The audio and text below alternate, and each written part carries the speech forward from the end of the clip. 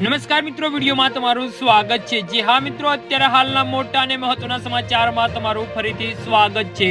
નવા ગામના યુવાનને કમળો અને બગદડીના માસૂમને તાવ પરખી ગયો। રાજકોટ ચોમાસાના પગલે પ્રાણીજન્ય રોગચાળો જીવલેણ બન્યો હોય તેમ તાવ, શરદી, કમળો, ડેન્ગ્યુના કેસો વધી રહ્યા છે।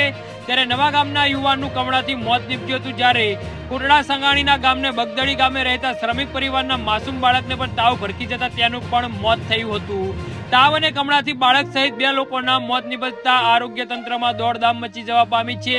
જાણવા મળતી વિગતો મુજબ શહેરની ભાગોળે ઉકાળવા રોડ પર આવેલા નવા ગામ આદનપરામાં આવાસ કાઉન્ટરમાં રહેતા હનીફ અલીભાઈ ગોરી નામના યુવાનને આજે સવારે પોતાના ઘરે બેભાન થઈ જતા તેને સારવાર માટે સિવિલ હોસ્પિટલ ખસેડવામાં આવ્યો હતો।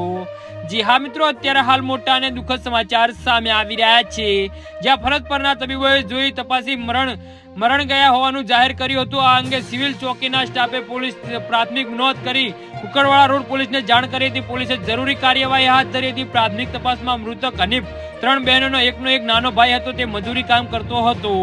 જી હા મિત્રો, તો આના વિશે તમારું શું કહેવું છે તો નીચે અમારી કમેન્ટ બોક્સમાં જરૂરથી જણાવજો અને અમારી યુટ્યુબ ચેનલને સબસ્ક્રાઇબ કરવાની ભૂલતા નહીં। ધન્યવાદ।